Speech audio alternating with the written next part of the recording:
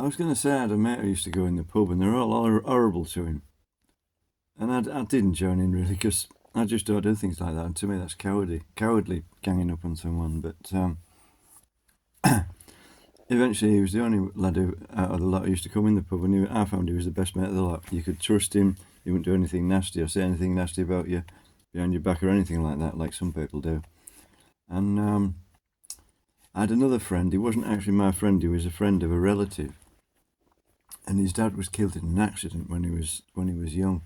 And that they were all half of them were horrible to him for no reason. I mean, if he hadn't had enough bother already, had trouble already, well, he wasn't trouble. He'd had a tragic life anyway, hadn't he? And he was the nicest of the lot. And even though he wasn't actually my mate, he came to see me when I was in hospital more times than some of my relatives. And one day he came in and I thought, I think I said to him, I knew you were going to come in today.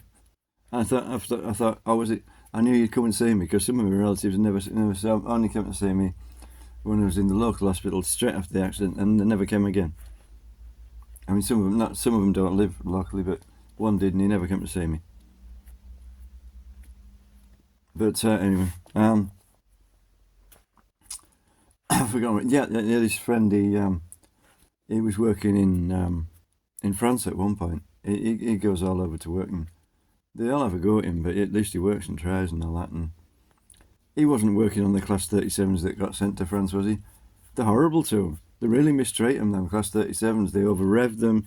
They make them go up really steep hills and stuff. They're really nasty to them Class 37s. Is it because they can't make stuff like that? They're English electric engines, aren't they? The whole Class 37s are English electric. And I'm in French cars. Well, I suppose the Diane and the 2CV have the merits. Apparently they were designed to take multiple trays of eggs across a ploughed field. Best to not drive across a ploughed field with eggs, but anyway. Or try to walk down one when you're drunk. But anyway, when it's dark.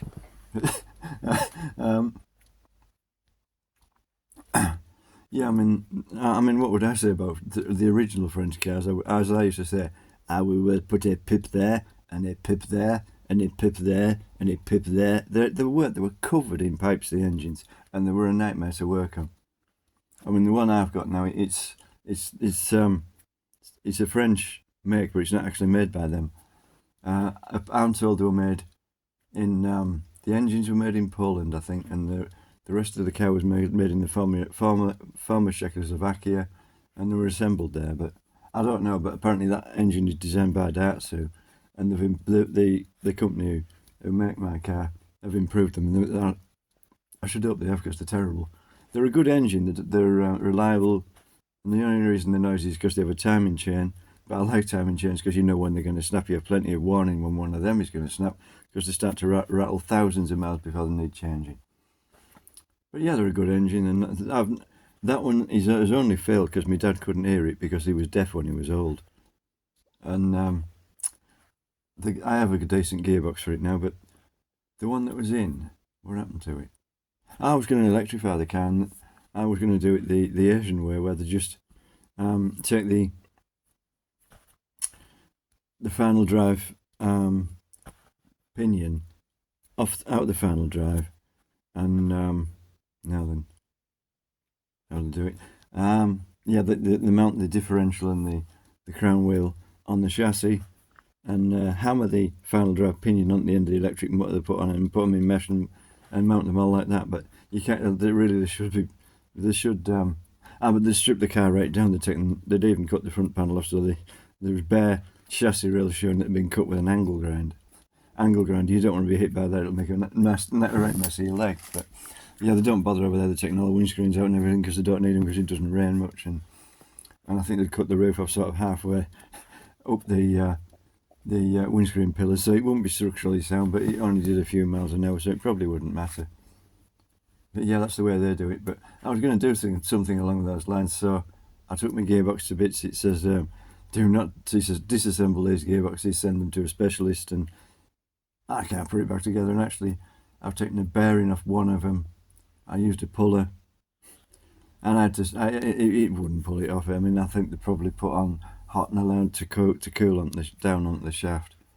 Yeah, that's probably why you're not supposed to strip them yourself, because if they're interference fit bearings, you won't be able to pull them off. I mean, I used to strip off some mini gearboxes and rebuild them myself because I couldn't afford a reconditioned one. They were £137 for a reconditioned one, and they only replaced the parts that were absolutely jiggered. I mean, I got a really cheap 1275 close ratio gearbox. They were all close ratio. The lad at a parts supplier I went to, one of the lads, he was an apprentice, I already built the gearbox, but he put the roll pin into the planetary gear shaft.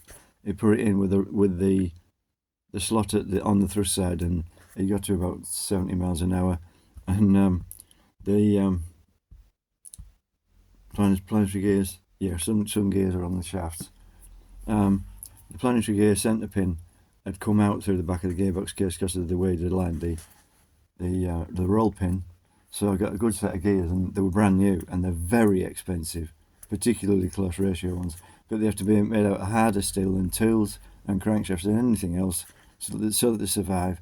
And they're unbelievably expensive to make them, and obviously they have to be ground into shape, the grinder teeth on and everything. They cost an awful lot. And I got that set of gears for, what was it, 15 quid, the whole gearbox for 15 quid. I got a good gearbox case for a £5. So I had a brand new gearbox, a 1275 close ratio one, for 20 quid because I assembled it myself. And I had another one. I'd done the same thing. I'd assembled the gearbox and the engine. I put it in, expecting that the person who'd supplied the gearbox case would check all the threads in the case before they sent it, and they hadn't. They hadn't checked the sump plug socket, which was in the gearbox case, which was right at the bottom of the engine on an Austin Mini, because the engine was on top of the gearbox. I'd put it all in, assembled it. I was about to fill it with oil. I went to put the sump plug in. Thought, it's just spinning. The pin threads are stripped, so I had to take the whole thing out, separate the engine from the gearbox, which means taking the clutch off, take the gearbox to bits, get another case, would make sure that you had a good sump plug in, and put it all back together. I really should have checked it, but it's not the first time I'd done that. Or was it the second? I can't remember which way it was. I got an engine kit from a supplier, and they hadn't checked the cylinder head stud holes. I got it in the car, putting the cylinder head on. Suddenly noticed there's no threads in one of the stud holes. Yeah, I think I took it out, took it to work, and said, "Can you make us a top hat shaped stud for that?" And they did. And the lathe, it was black steel bolts. They all have them in, so the expansion rate will be the same. The lathe wouldn't do it. So the lad I worked with, by hand, he twisted the lathe chuck by hand. He must have been incredibly strong, so that he could turn the bolt down, and we made a stud out of it. And so I mean, I had to do that because my mother wanted a car back, and I only had 3 days to assemble the whole thing. So thankfully they did that for me.